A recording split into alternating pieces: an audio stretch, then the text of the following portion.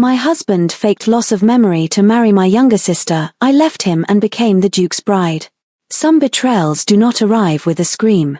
They arrive with candles, wedding lace, and the face of the man who once promised you forever. Charlotte Ashworth learned that truth the day she stood hidden above St. George's Chapel and watched her husband take her younger sister's hands at the altar. 6 months earlier, Lord Thomas Croft had been a grieving, broken man with no memory of his name, his wife, or the life he had once shared with her.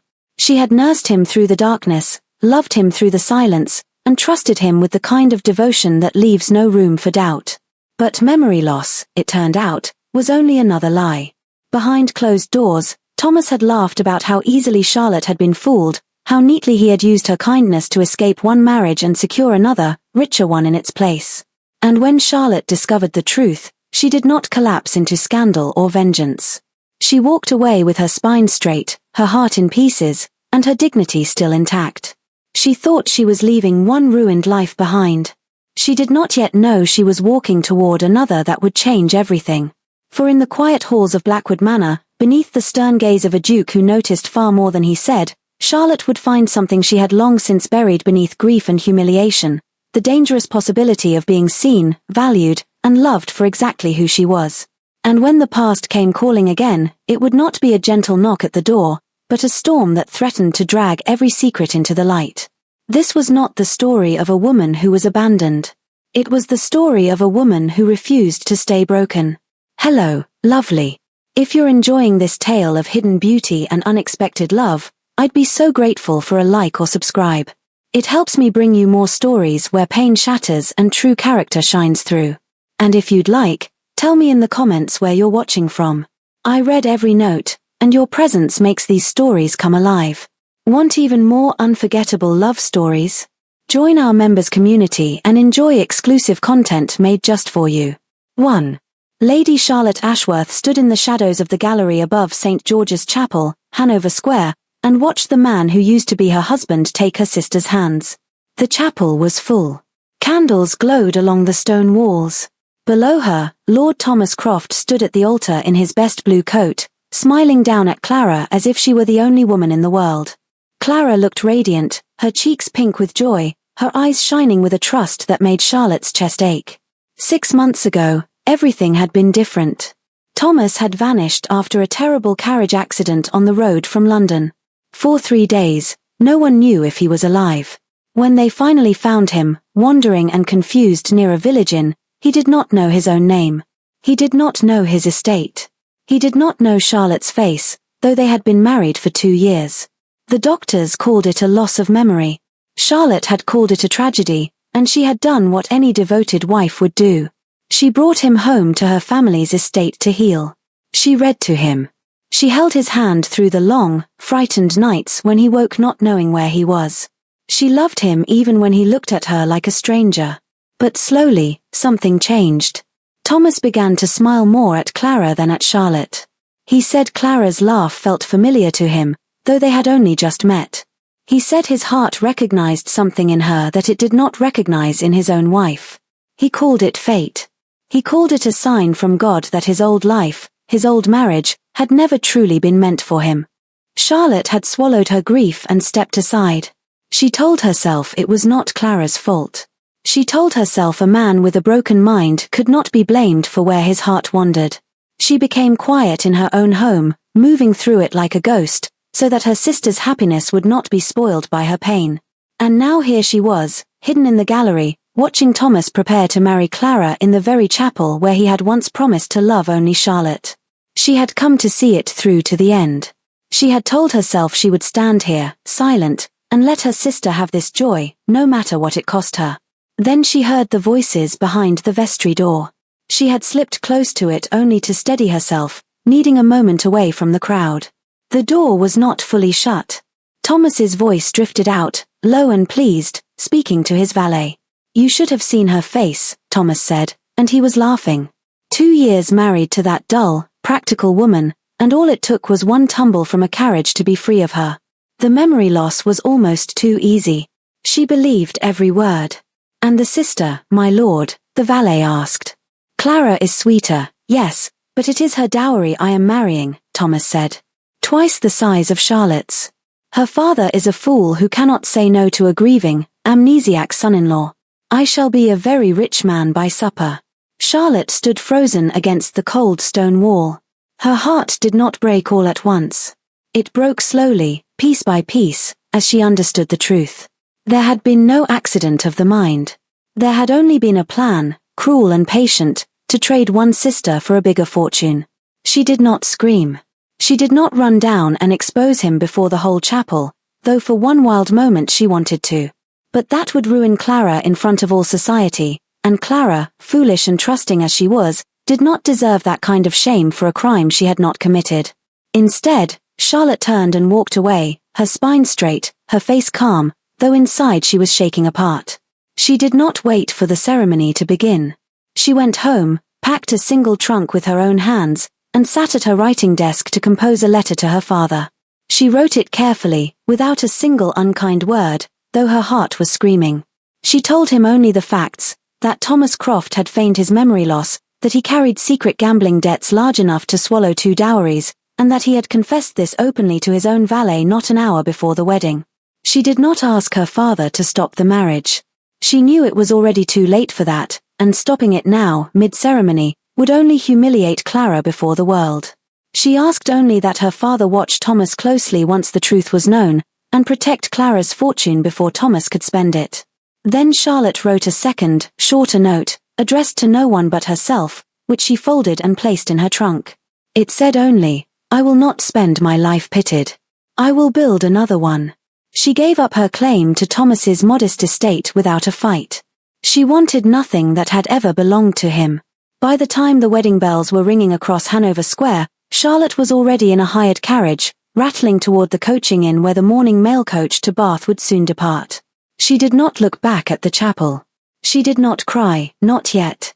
She simply sat with her hands folded in her lap and watched London slide away behind her, and told herself, over and over, that a woman who had survived this could survive anything. The mail coach was crowded and cold, but Charlotte barely noticed. She thought of her sister's shining, trusting face, and hoped Clara would never learn the full truth in a way that broke her heart the way Charlotte's had just been broken. She thought of her father, and hoped he would act quickly to guard what fortune remained. And she thought, with a strange and steady certainty, that whatever came next, she would never again let a man make a fool of her out of kindness. By the time the coach reached Bath 2 days later, Charlotte Ashworth had already decided who she would become. Not Lady Croft, abandoned wife of a liar. Not the quiet ghost of her family's house. She would take a plain name, find honest work, and build a life that owed nothing to Thomas Croft or his lies. She did not yet know that this decision would carry her, within a matter of weeks, to the door of a great house in Somerset, and into the path of a man who would change everything she believed about love, trust, and second chances. She only knew, as the coach rolled to a stop in Bath and she stepped down with her single trunk, that for the first time in 2 years, she was free.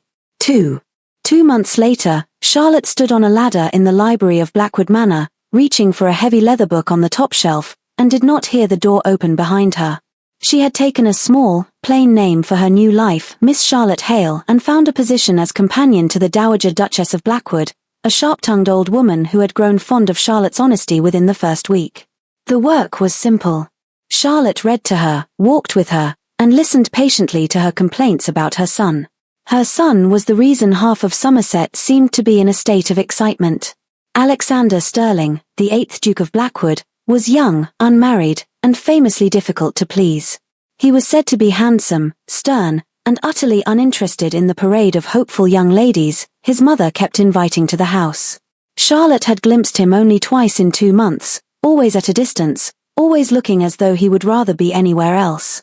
The book Charlotte wanted was a French volume of philosophy, the kind considered slightly scandalous for a lady to read, which was exactly why she wanted it. She stretched her arm as far as it would go, her fingers just brushing the spine, when the door below opened. "You there," said a deep, impatient voice.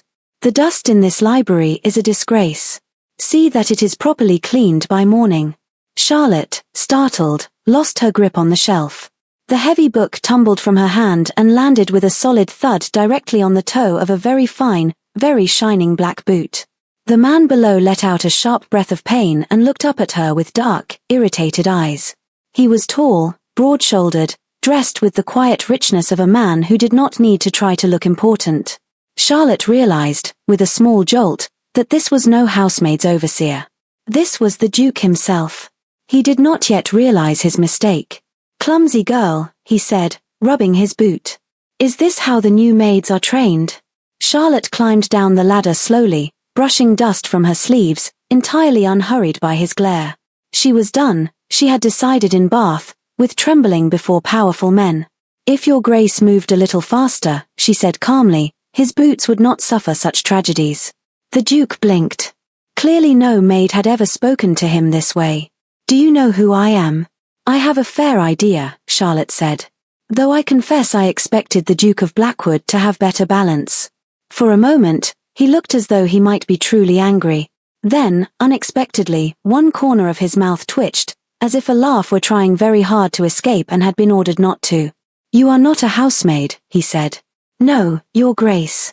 I am Miss Hale, companion to the Dowager Duchess." "That," he said, looking at the dropped book, then back at her with new interest, "explains the French philosophy. Most housemaids do not read Voltaire on ladders. Most companions do not either, apparently, if your grace's expression is anything to judge by." He studied her for a long moment, and Charlotte found she did not look away. There was something sharp and searching in his gaze, as though he were trying to solve a puzzle he had not expected to find in his own library. "You are impertinent, Miss Hale." "I have been told so, yes.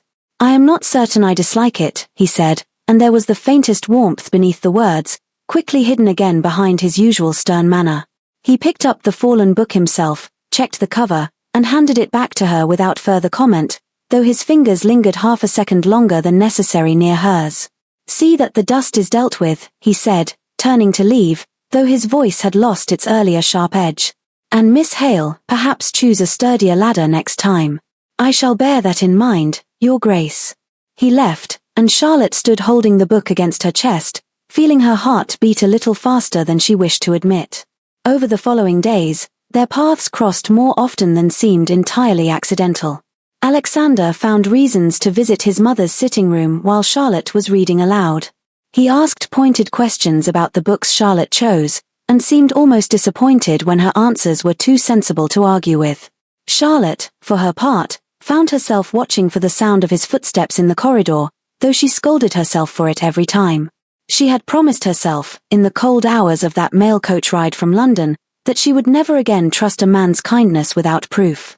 Alexander Sterling was proud, sometimes cold, and clearly unused to anyone treating his rank with anything less than reverence. But Charlotte noticed things others might not. She noticed how gently he spoke to the old groundskeeper who could no longer see well enough to work fast. She noticed how he quietly paid for a tenant family's roof to be repaired without ever mentioning it to his mother. He was not warm on the surface. But underneath, she began to suspect, he was something far better than charming. The Dowager Duchess noticed the change in her son long before either of them admitted it aloud. "You smile more since Miss Hale arrived," the old woman said one evening, watching Alexander pretend not to listen for footsteps in the hall. "I do not smile," Alexander said.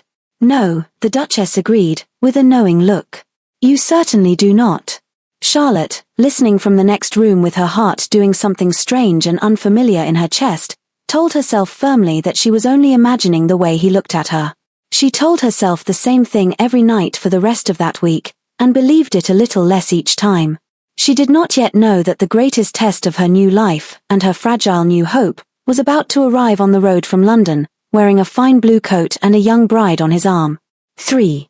The Blackwood Midsummer Ball filled the great house with candlelight, music, and the rustle of silk gowns, and the Dowager Duchess had decided, without asking her son's opinion, that Charlotte would dance with him that night. "You will dance with Miss Hale," the Duchess told Alexander flatly, "or you will spend the whole evening fending off Lady Pemberton's daughter, who has already asked after your fortune 3 times tonight." Alexander, faced with that choice, found Charlotte across the ballroom and offered his arm with a stiffness that did not quite hide his relief. The minuet was slow and formal, full of careful steps and careful distance, but Alexander leaned close enough during one turn to speak only for her. "You have remarkably refined manners for a companion, Miss Hale. And you have a remarkably grim face for a man at a ball, your grace." One might think you were attending your own execution." He almost smiled. "Perhaps I am.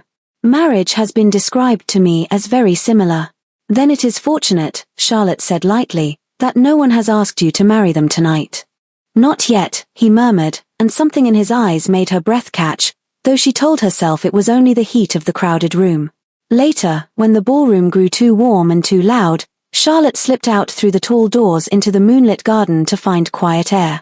She found Alexander already there, standing near the old stone fountain, looking as though he too had escaped the noise. "Fleeing your own ball, Your Grace. Only the dancing. Not the company," he said, glancing at her. A breeze moved through the garden and caught a loose strand of Charlotte's hair, pulling it across her face. Without quite thinking, Alexander stepped closer and brushed it back gently, his fingers barely touching her cheek. The air between them seemed to still. "Miss Hale," he said quietly, "I find myself thinking of you far more than a duke ought to think of his mother's companion." Charlotte's heart pounded. Part of her wanted to step back, to remember every lesson she had taught herself about trusting handsome, powerful men. But another part of her, quieter and braver, wanted very much to stay exactly where she was. "Your Grace," she began, "there is a great deal about my past you do not know." "Then tell me," he said, "when you are ready. I am not a man who frightens easily." Before she could answer, a footman appeared at the garden door, slightly out of breath. "Your Grace, forgive the interruption. Lord Thomas Croft has arrived with his bride to join the house party. They are being shown to their rooms now." Charlotte went cold all over, as though the warm summer night had turned to ice. Alexander frowned at her sudden pallor. "Miss Hale, do you know this man?" Charlotte could not yet find the words. Of all the great houses in England, Thomas had chosen this one, this week, to bring his stolen bride and parade his false fortune before society. He did not know Charlotte was here. He could not know. And yet within hours, he would. "I knew him once," she said carefully. "A long time ago, it feels." Alexander studied her face, sensing there was far more beneath her calm words, but he did not press her further that night. He only took her hand, briefly, and said, "Whatever this is, Miss Hale, you are not facing it alone. I hope you will remember that." Charlotte did not sleep well that night. She lay awake picturing Thomas walking these very halls, Clara on his arm, both of them entirely unaware that the wife he had abandoned and the sister he had wronged in silence were about to collide with them under the same roof. She thought of her father's letter, sent 2 months ago, and wondered how much of the truth had reached Clara since then. Perhaps none of it.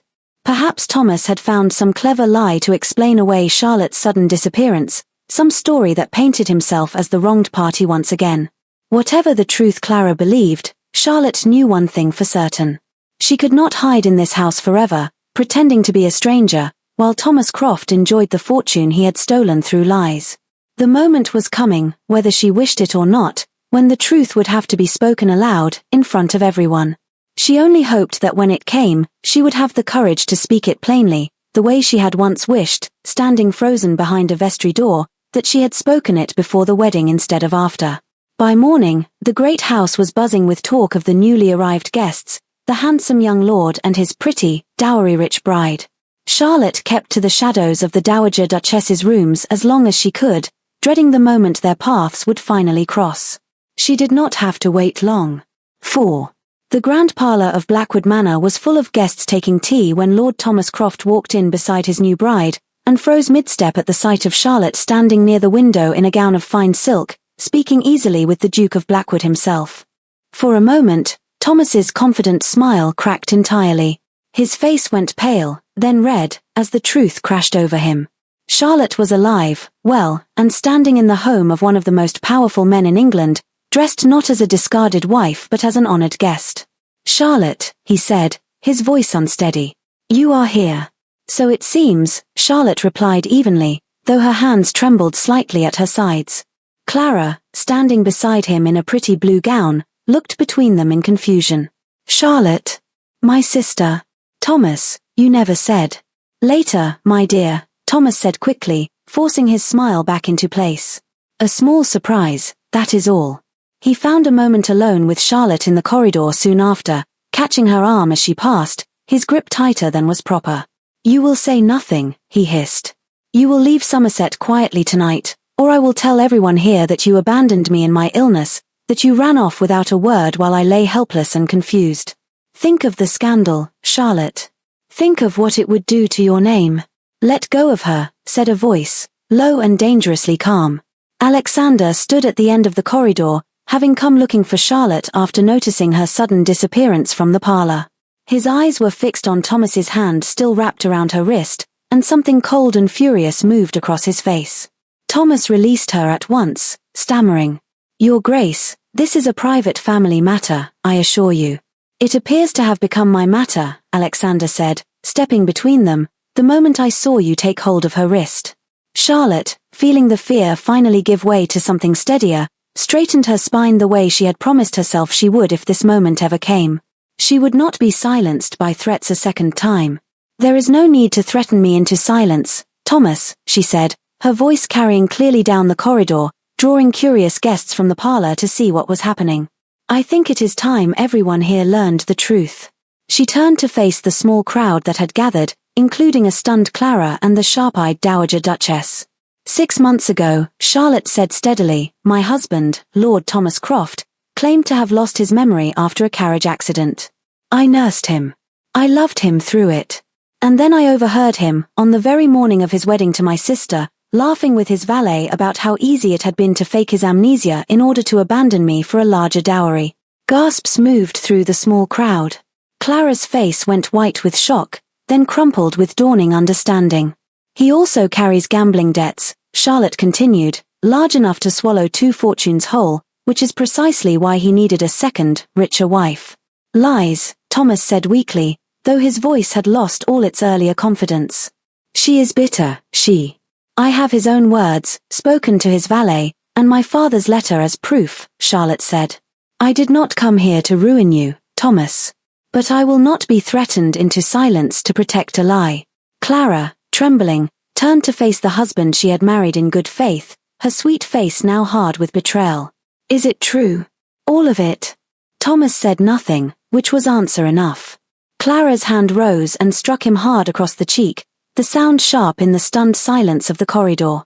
"You made a fool of me," Clara said, her voice shaking with fury and heartbreak. "You made a fool of my own sister, who loved you enough to nurse you back to health, and you laughed about it. I hope your debts swallow you whole." The Dowager Duchess, who had watched the entire scene with the sharp satisfaction of a woman who had suspected something was wrong from the moment Thomas arrived, called for the head groom. "See this man escorted from my estate at once," she said crisply. "And do not be gentle about it." Thomas was marched from Blackwood Manor within the hour, his reputation collapsing behind him faster than he could outrun it. By the following morning, word of his deceit had spread through the house party and, soon after, through the drawing rooms of Somerset and beyond. A man who had faked his own memory loss to steal a richer bride was not easily forgiven by society, however charming he had once seemed. Clara sought Charlotte out that evening, her eyes red from crying, and fell into her sister's arms. "I am so sorry, Charlotte. I never knew. I would never have married him if I had known what he did to you." "I know," Charlotte said softly, holding her close. "You were as much his victim as I was, only in a different way.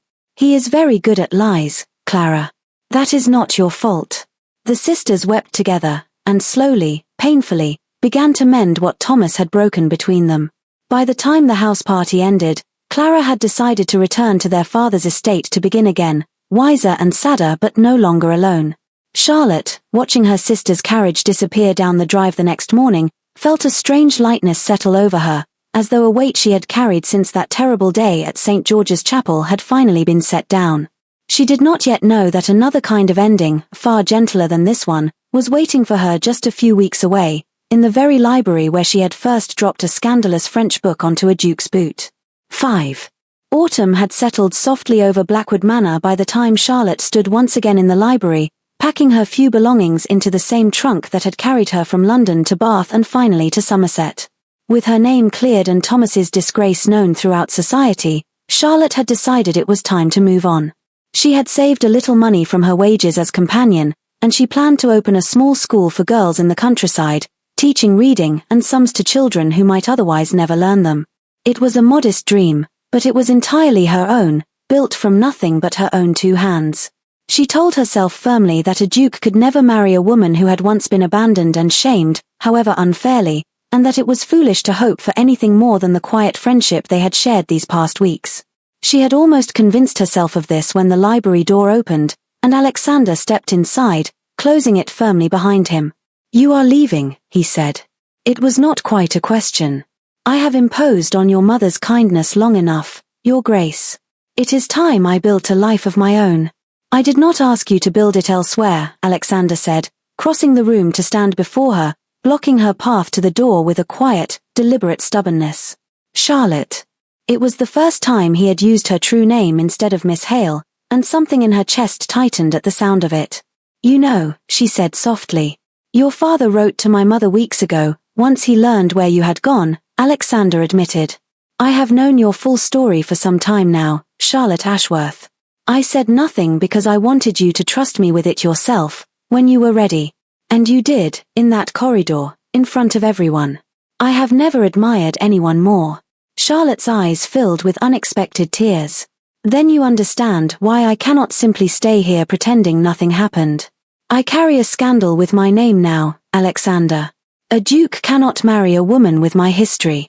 A duke," Alexander said, "does not want a meek, obedient wife who has never known hardship enough to grow strong from it. I have watched a great many well-bred, untested young ladies parade through this house hoping to catch my title, and I have felt nothing for any of them." Then a sharp-tongued companion dropped a book of French philosophy on my boot and told me to move faster, and I have not stopped thinking of her since. He reached into his coat and drew out a folded paper, sealed with the mark of the Archbishop of Canterbury. "A special license," he said. "I have carried it for a week, waiting for the right moment, and losing my courage every time I saw you. But I find I would rather lose my pride than lose you to some quiet countryside school I will never see again." Charlotte stared at the license, then at him, her heart pounding so hard she was certain he could hear it. "You truly wish to marry a woman the whole of London once whispered about?" "I wish to marry the woman who faced her betrayer without flinching, who forgave her sister with more grace than most would manage, and who has made me smile more in 2 months than I have in the previous 10 years combined," Alexander said, his stern face softer than she had ever seen it. "I do not care what London whispers, Charlotte. I have never cared for their good opinion, and I care for it a great deal less now. I will not be a quiet, obedient duchess," Charlotte warned him, though her voice trembled with hope rather than fear now. "I intend to keep my opinions, and my books, and I shall likely drop things on your boots again from time to time." "I would be disappointed," Alexander said, "if you did not." Charlotte laughed then, a real, full laugh, the first she had allowed herself in a very long time, and Alexander reached for her hands and held them gently, the way he had once steadied her trembling fingers without a word. "Marry me, Charlotte," he said simply. "Not because I feel sorry for you, and not because it would please society. Marry me because I love you, and because this library has felt like the only honest place in my life since the day you first stood on that ladder." "Yes," Charlotte said, tears slipping freely down her cheeks now. "Yes, Alexander. 100 times yes. On one condition," she added, laughing through her tears as he pulled her close. "Anything. I keep full control of this library. Every last shelf." "Done," Alexander said, and kissed her softly, the way a man kisses someone he has waited his whole cold, careful life to find. They were married that autumn at St. George's Chapel, Hanover Square, the very place where Charlotte's old life had ended in heartbreak 2 seasons before. This time, there was no hidden vestry conversation, no cruel secret waiting to be overheard. Clara stood beside her sister as her only attendant, weeping happy tears instead of bitter ones. The Dowager Duchess sat in the front pew, dabbing her eyes and declaring loudly to anyone who would listen that she had known all along her son would come to his senses. When Charlotte walked up the aisle in a gown of soft ivory, she thought of the frightened, betrayed woman who had once stood hidden in the gallery above this very chapel, watching her whole world collapse. She thought of the long, lonely mail coach ride to Bath, and the ladder in a stranger's library, and the fallen book that had somehow changed the entire course of her life. Alexander watched her approach with an expression that left no doubt in anyone's mind that he had chosen this marriage with his whole heart, scandal or no scandal. As she reached him, he took her hands and whispered, "Just for her, you gave a cold, guarded man his warmth back, Charlotte." I mean to spend the rest of my life proving I am worthy of it. You already have, she whispered back. In the years that followed, the Duke and Duchess of Blackwood became known throughout the county not for scandal, but for something far rarer among the great families of England. They were happy, plainly and unfashionably happy, and they made no secret of it. Charlotte opened her small school after all, funded quietly by her husband and staffed with girls from the very village that had once welcomed her as a humble companion. Clara visited often, laughing easily now, her own heart slowly healing under her sister's steady care. And in the library at Blackwood Manor, on quiet evenings, the Duke could still often be found watching his wife read by the fire, exactly as he had watched her from the doorway on the very first day, when a stranger with a sharp tongue and a fallen book had taught the coldest man in Somerset how to smile again.